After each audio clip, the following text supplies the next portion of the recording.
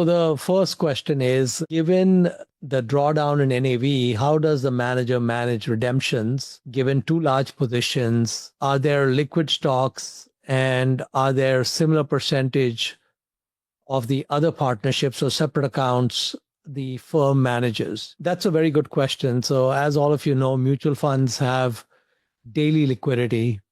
And we usually do not get any advance notice when people are subscribing or redeeming. And that's typically how most mutual funds function. In order to maintain some semblance of stability and manage redemptions, what the Wagons Fund does is at all times we maintain a seven-figure cash balance. So we've got sufficient cash. In addition, we've got obviously subscriptions coming in, and the fund rules generally discourage people from dancing in and out. There's a redemption fee if you're leaving within 90 days. So our experience in the last, let's say 18 or 19 months that we've been running the funds is there have only been 2 or 3 days in that entire period when redemptions have exceeded subscriptions and exceeded cash. We used to not have much cash. The seven-figure cash is a more recent development. But basically, we only had 2 or 3 days when that happened out of probably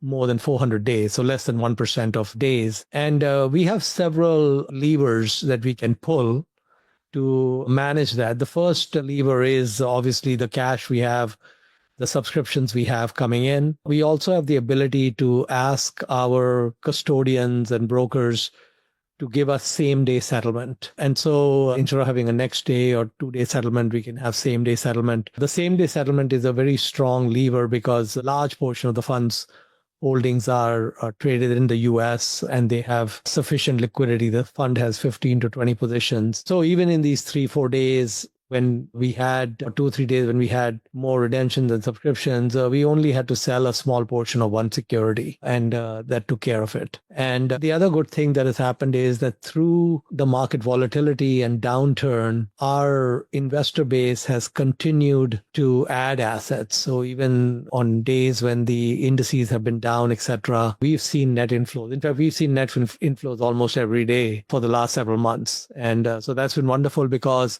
it's allowed us to buy more of what we like at better prices. So let me switch gears, and I'm going to take a question on Edelweiss. So there's a couple of questions. I'll take them both because their first one shouldn't take much time. Because how do you legally acquire pieces of otherwise inaccessible companies like Edelweiss? Well, Edelweiss is traded in India. It's generally speaking not that easy for retail US investors to access it. It took us, even for Pabrai Wagons Fund, took us some time to get access. But now we can buy and sell any stock that's traded in India, including Edelweiss, just like any US stock. So we don't have any issues on that front.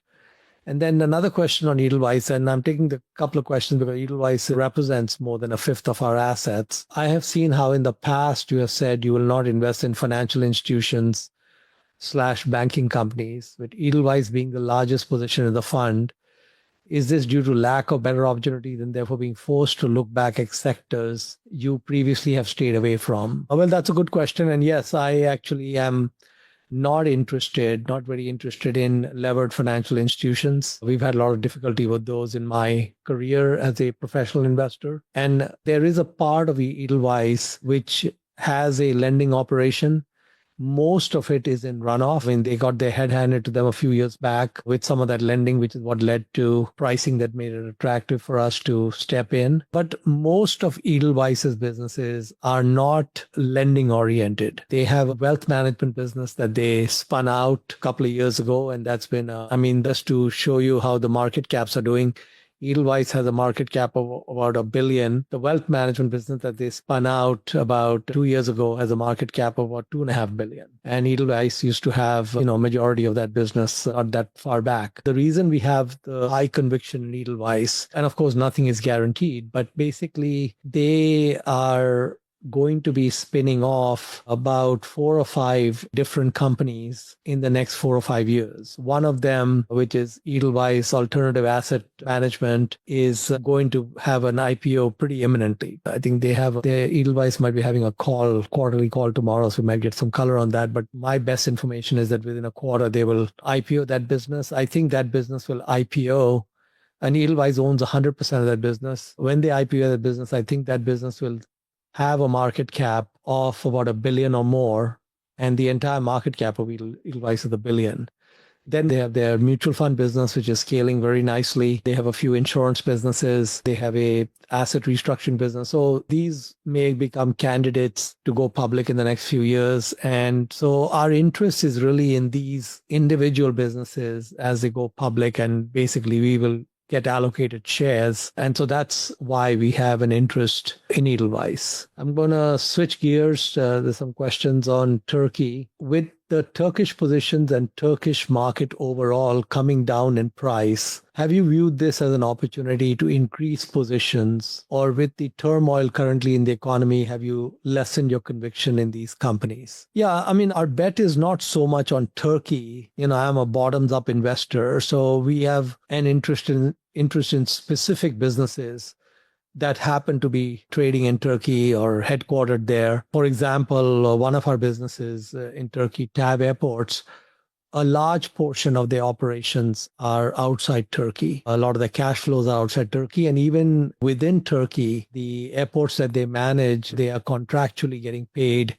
in euros, all the passenger fees and all that. So they're not really that connected to the Turkish economy, etc. And another position that we have, which is Resas, which is also, again, it's our interest in an undervalued security that has very strong recurring revenue and such. So that's what's driving our interest. I'll come back to Turkey if we have time, but I'll keep going. There's several questions on coal. Let me just see. One of the coal questions is AMR, that's Alpha Metallurgical Resources, repurchased approximately $250 million of stock between Q4 23 and Q1 24, likely at a minimum price of $215 and possibly as high as $400 per share. The current price of Alpha is around $120 odd.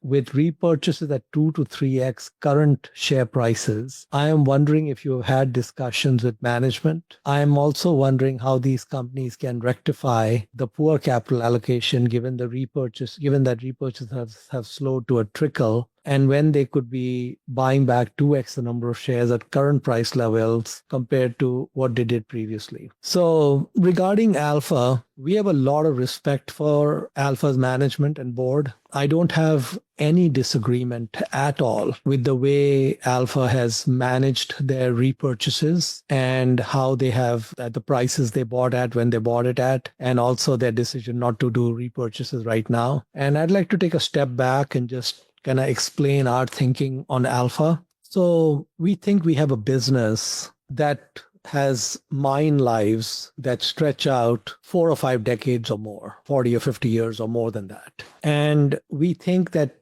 in the next 40 or 50 years, the cash flows that Alpha is likely to produce every year could range at the low end to maybe negative 50 or 100 million a year to 2-3 billion or more in a single year. It's a wide range. So the reason we made the bet is that when you have a business, currently the market cap is like 1.6 billion. When you have a business that's valued at 1.6 billion or 2 billion or even 3 billion, let's say, and over a 50-year period, on average, you'll produce, let's say, somewhere between $500 million and a couple of billion a year, maybe on average. Over that 50-year period, it could be $1 billion a year in cash flow. My response on that is, where do I sign? But that's not where the story ends. So Alpha is effectively a debt-free company, and their primary focus is to return capital to shareholders only through share repurchases. We have no issue when Alpha bought back shares at $200 a share, $300 a share, or $400 a share, or $500 a share, which they have not done because the stock hasn't gotten there yet. But I want to just kind of paint a scenario for you where let's fast forward 20 years. And let's say 20 years from now, Alpha currently has 12, 13 million shares outstanding. Let's say 20 years from now, 75 or 80% of the shares are gone. They've been bought back. So let's even say there's 3 million shares outstanding 20 years from now. There's still 30 more years of cash flows coming. And let's say 20 years from now, they're producing $1.5 billion a year in cash flow. So if you have 3 million shares, you're basically producing $500 a share in cash every year. And if a business is producing $500 a share in cash, what is that business likely to be changing hands at? Well, if it's hated and unloved, maybe $2,000 or $3,000 per share, or maybe if it's liked a lot, it could be $4,000 or $5,000 per share. If it's trading at $2,000 or $3,000 per share and they produce $500 a share in cash and they take out 20 or 25% of the stock, which already 80% is gone, we would be big proponents of that. So the alpha bet and the coal bets in general are basically directionally those sorts of bets. So what we don't care about is we don't care about the journey to get to 80% of shares gone. So we could have 80% of shares gone by buying at $100 a share, buying at $400 a share, buying at $1,000 a share. What matters to us is that endpoint number of shares and endpoint or midpoint, not endpoint, midpoint number of shares in 20 years and midpoint cash flows at that point and that scenario. So that's how we look at alpha. Management actually saw weakness in coal prices and they were very, very smart to basically tighten their belts, seize the buybacks, make sure that their financial condition is extremely robust, which it is. I mean, Alpha has, about 450 million of cash. And even in the current depressed scenario of coal prices, which are maybe pretty much a bottom, they're losing about $30-40 million a year. So they could carry this on for quite some time before they have any issues, and they have a lot of levers to pull. I'll move on from Alpha. The question on Danos, which is a shipping company that we have in the funds. How come Danos was bought and sold after one quarter? Well, Danos was not bought and sold after one quarter. I think what the person asking the question may be looking at is he may be looking at our 1231 disclosure of the entire portfolio and the 331 disclosure of our top 10 positions. So Danos is not a top 10 position, but it's very much in the fund. We are very much long Danos and we like the business. Moving on to offshore oil services. I do want to state that our motivations to give you some color on these bets and companies is not for these to be stock tips or someone goes and buys the stock. We don't recommend that. It's really to help you as investors have a better view of what you're invested in and why we have the bets we have. So the question on offshore oil services is, what is the rationale behind investing in offshore energy companies such as Tidewater, Valaris, and Noble at the moment? We very much like our bet in the offshore oil services space. The offshore oil services space went through a crazy orgy of overbuilding and oversupply about 12 years ago, where there was a massive surge in orders placed and ships delivered. And the industry was very oversupplied at a time when the demand was cooling off, which led to serious distress in the industry, a lot of bankruptcies. And basically, new building came to an end about 11, 12 years ago. And some of these businesses like Polaris and Noble, etc., went through restructuring. They basically had their debt wiped out, converted to equity, and they re-emerged a few years later and with very strong balance sheets and a great footprint of assets. What's happened in the last 11 years is effectively the order books to build these drill ships, etc., or these offshore service vessels has slowed to a trickle to zero. And at the same time, there's been a lot of scrapping. So rates have risen quite significantly in the last 2 or 3 years. They are still not at the peak rates that we saw in 2013 or 2014, but they're very healthy rates for these companies, especially since these companies have assets without underlying debt.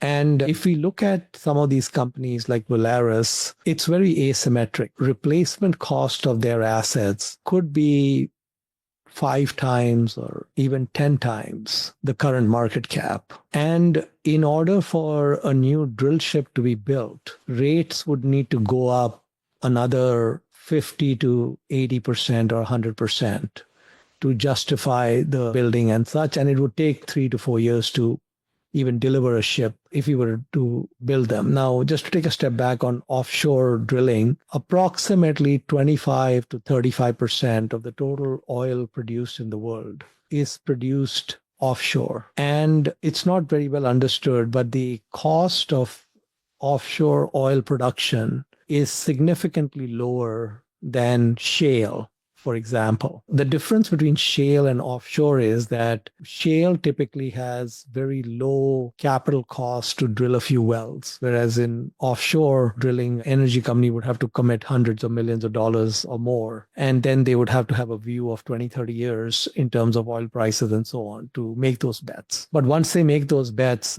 their all-in cost might be $30, $40 a barrel of 30, 40, $50 a barrel, which is well below where shale is at. So in the current weak oil price scenario, shale is definitely going to see a sharp drop off because there will not be new rigs and new drilling going on because the incremental cost in many wells is higher. But offshore is still profitable in most parts of the world, even at these prices.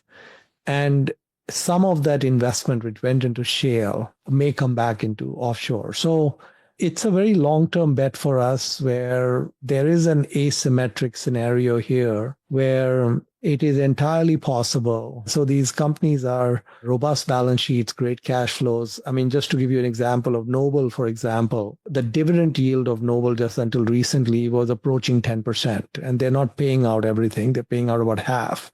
So Noble's effectively trading at 5 times current non-peak cash flows.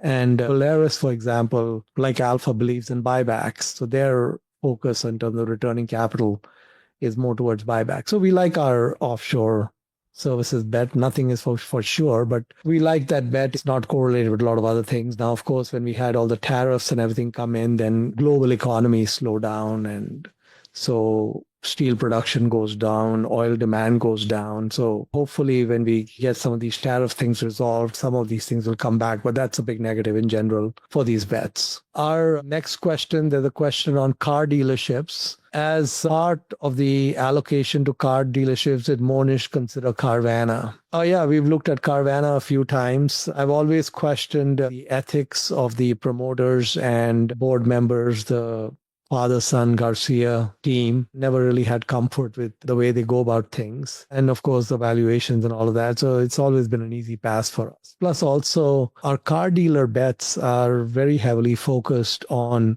dealerships which have new car franchises because most of the earnings come from the back of the shop, from the parts and service, which a company like Carvana or CarMax does not have. So the used car business is okay, but I think the new car and the parts and service of the dominant brands is a excellent business. It was our view that the adoption of electric vehicles would be much slower than people thought. And if and when they did gain even mainstream acceptance, the parts and service would not really change that much. I mean, you still would have a lot of big ticket items and repairs, battery changes and all that happen with electric cars, which have to go through dealerships and all that. So we didn't see any issue on that business long term. There's a question on Occidental Petroleum. Do you think Oxy is a potential takeover candidate of Berkshire? I don't really understand why Buffett has stated they will not make an offer for control as he really likes the business and don't understand his reasoning, not wanting to change Oxy management. Why not?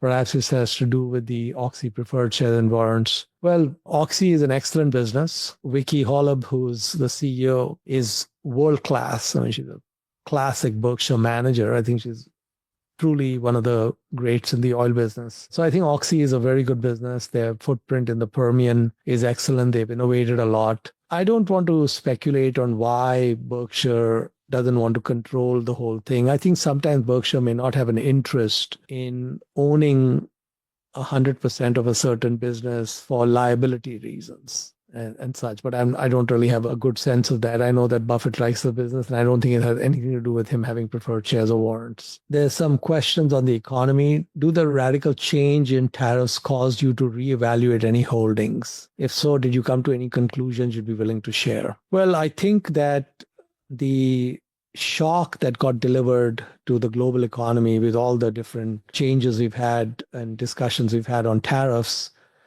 is in general a net negative. I think free and fair trade is very important, and the global economy has been a big beneficiary of free trade, or mostly free trade. I do agree with President Trump that the US has not always gotten a fair deal. And also the US has given or looked the other way at many countries where their import tariffs are very high, but them exporting to the US don't face much tariffs.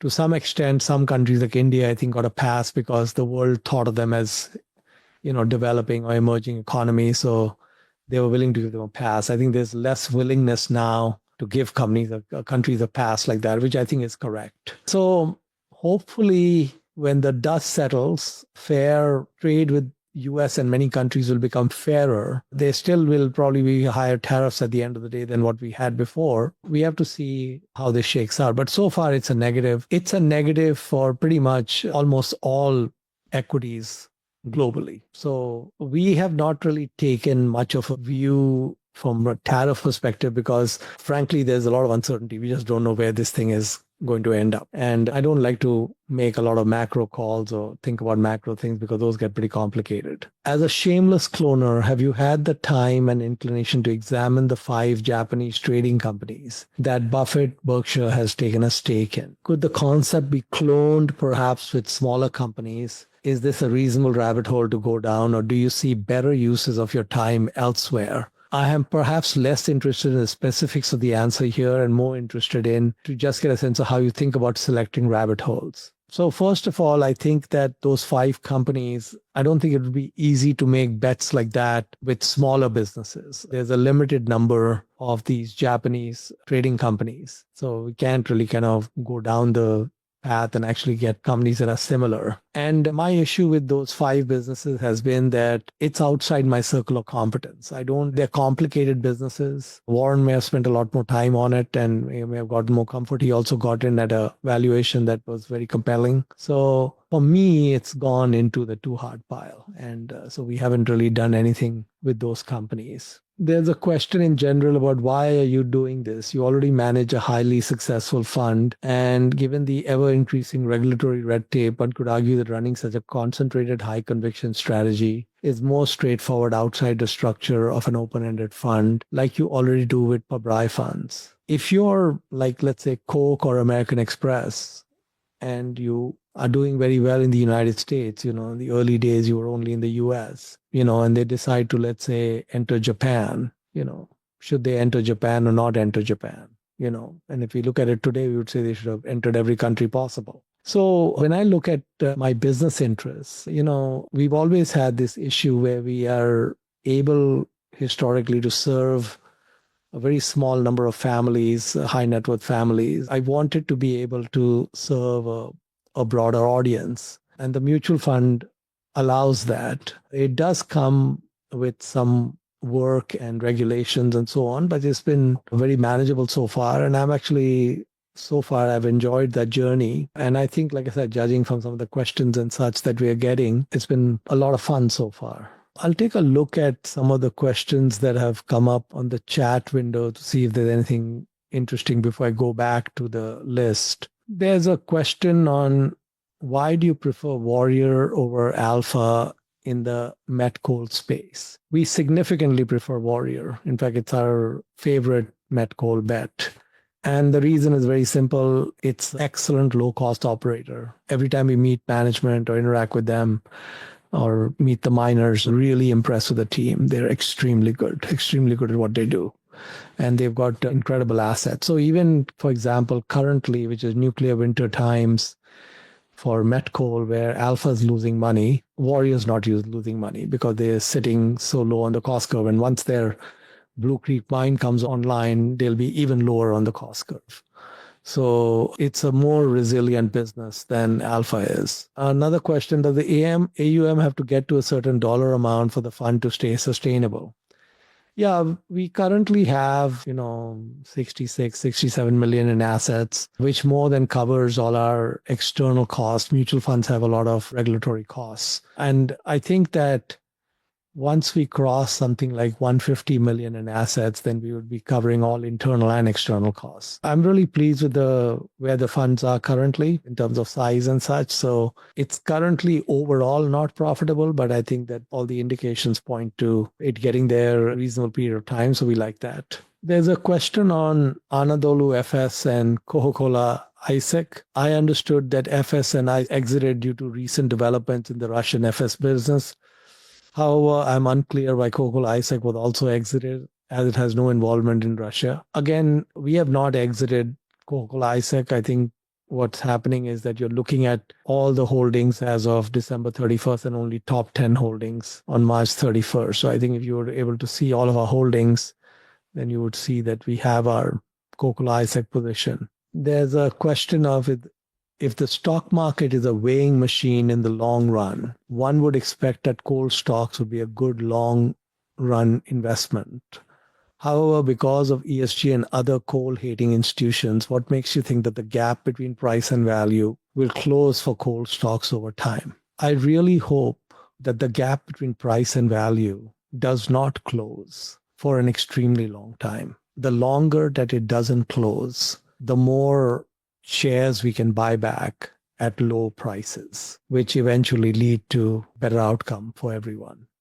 So I really hope the ESG movement gathers a lot more steam and a lot more irrationality, and we get to buy things at ever cheaper prices. There's a question, once these businesses spin off Edelweiss, will you continue to hold the new stocks in the fund? In fact, we like those individual new spin-off companies a lot, and we would like to hold those. And I think one of the things that's going to happen, which is why spin-offs do so well, is one of the reasons why spin-offs historically have done very well is because management gets very focused on a much smaller business. They don't have to check with a parent on their decisions or what they do.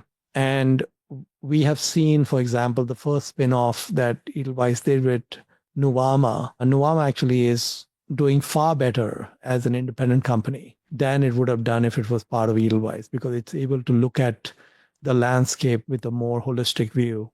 So yeah, we like many of the businesses. I think the alternative assets business that's going to get listed is kind of like a Brookfield or a Blackstone with higher growth in India. The CEO of that business is the founder of Edelweiss, and I've met him a few times, including once for tea at my place in Austin when he came to meet some of their potential clients in Texas, pension funds and whatnot. And yeah, that's a fantastic business, great recurring revenue. We would love to own that once that's spun out. During the recent Berkshire annual meeting, Warren mentioned they prefer not to invest in currency which depreciates over time. Just wanted to know how it or may not relate to your investment in Turkey, which is losing its currency value, because you have mentioned it doesn't matter even if it's selling at Shell's value. Well, the currency was, and Turkey's very high inflation rate and very unstable currencies were front and center when we entered the Turkish market. And we specifically looked at businesses which were effectively immune to these currency and inflation trends. Or either they were immune or they were going to get tailwinds.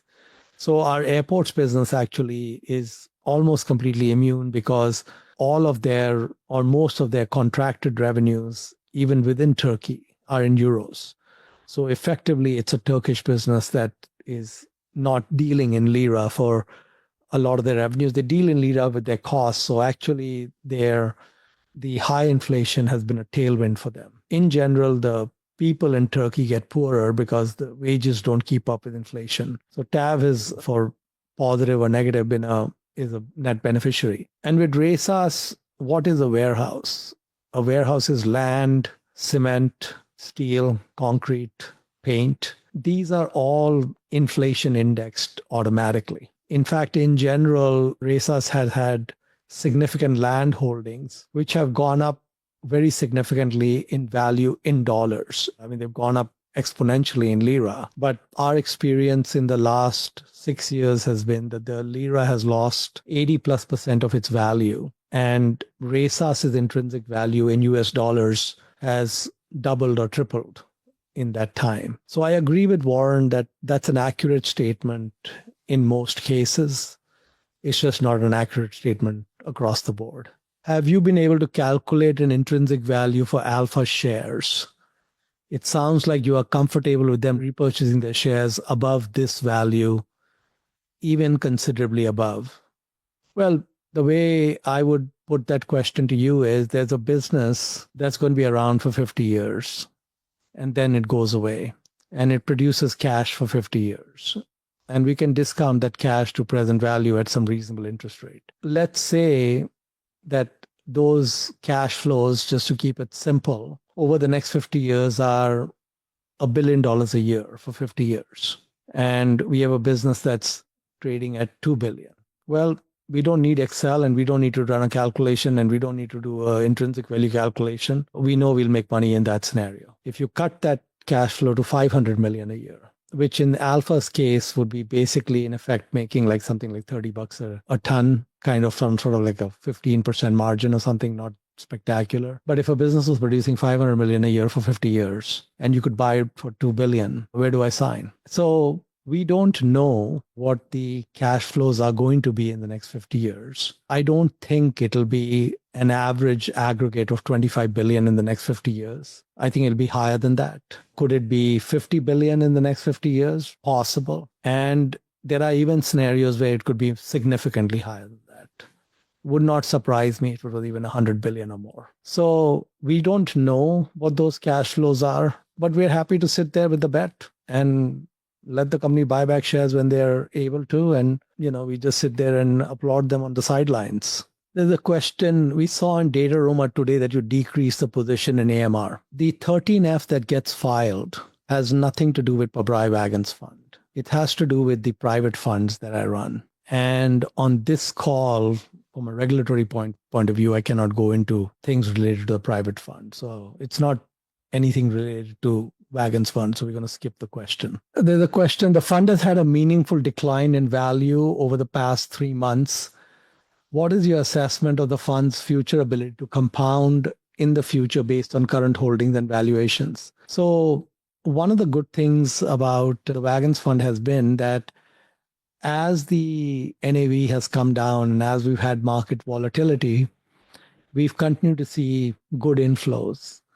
So if we look at the total amount of money that people have sent in on a net basis to the Wagons fund from the beginning, it's around $75 or $76 million. The current value of the funds is approximately like 67 million or so, something like that. So it's kind of like a 10 to 12 or 13% decline in terms of total money that came in. A lot of that 75 million came in the last few months. So it's actually good because it came in at a time of market weakness, and that has allowed us to buy into businesses that we like at better prices. So when I look at the portfolio, it looks very undervalued. I know that there are bets in that portfolio that are not going to work out. I also know that there are bets where we will lose money. I just don't know which ones. I wish I did because I would cut those right away. But we don't need everything to work. We don't even need 50% to work. And if we are right directionally on a good portion of the portfolio, we will do very well and we can tolerate a fairly high error rate. So I think it's a great position. I like the portfolio. We fully appreciate the strategic rationale behind your investments in coal and oil, as well as your positions in offshore drilling contractors. What gives you confidence that commodity prices will not remain depressed for a decade in a way that would render these businesses structurally unprofitable. If I think about Buffett's 2002 investment in PetroChina, it worked out wonderfully due to the extremely low multiple he paid and the oil price massive spike. However, the latter is not knowable. One of the things that's common about all these businesses except Oxy is they went through restructuring. So they went through Chapter 11, balance sheets got cleansed, and they were able to shed a lot of assets they didn't care about. And what ended up coming out the other end, what we saw is very good management teams, very good boards, and a very good asset footprint without debt. I mean, it's almost an oxymoron to have a miner without debt, but that's the way it is with Alpha and Warrior and so on. And the same with Valaris and Noble and so on. So these businesses have a somewhat unfair advantage in the sense that they're not carrying the cost of these assets as debt on their balance sheets. For the most part, they are debt-free or low debt.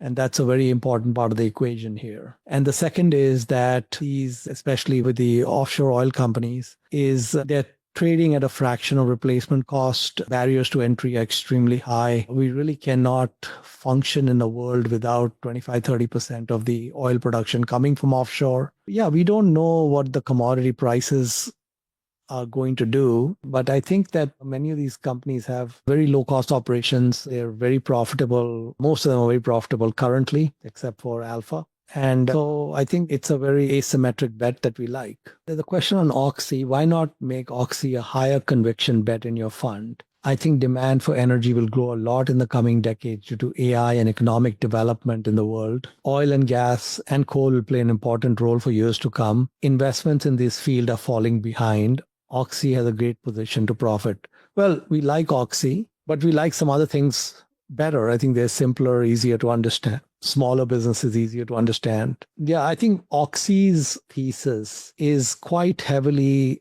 dependent on two things. One is certainly higher oil prices will help Oxy a lot. And the second is, as Charlie used to say, is they've come up with one magic trick or a couple of magic tricks with fracking. And it's possible they could come up with more magic tricks. I mean, Vicky is extremely good. She's gone hot and heavy recently into AI. They brought in some pretty smart people from Silicon Valley, data scientists and so on. So they are going into this area with an idea to, get more yield and get more efficiency. And so we'll see how that goes. Buffett has encouraged investors to consider looking at a 5-year or more time horizon when evaluating a company's earnings performance. As investors, what timeline do you, Mohnish, think is fair for us to use in evaluating our investment into this fund? If you have a habit of ignoring short-term volatility results, how would you set your time parameters as an investor? I think that's a great question. When the Sequoia funds, Ruin Cunniff, when they were set up 69, 70, they underperformed for 5 years straight, quite significantly. And that was a period of high volatility in 72 and 73. So I think probably a 5-year horizon is good at a minimum when you're going into equity, not just our fund, but any fund. I think you need to consider that equities can have volatility and can move around. And I personally don't really look at making investments where it'll do great in the next 3 months or the next year. I just look at, price and value and see where those bets make sense and then try to have them be somewhat non-correlated and take it from there. So that's kind of how we've positioned it. We'll take one last question. When do you envision Pabrai Wagons fund to become available for non-US investors? Yeah, we've had a lot of interest from non-US investors. We would like the funds to get larger in the US so they have critical mass and profitability and so on. There are some changes, regulatory changes that may be coming about on ETFs. We could look at that, and ETF type structure would be available globally. That would be one easy way to address it. But we don't know at this point how this will pan out. But I thank you very much for your time. And I always enjoy the calls. I think I'm very impressed with the shareholder base, investor base we have, and the quality of the questions. So thank you very much.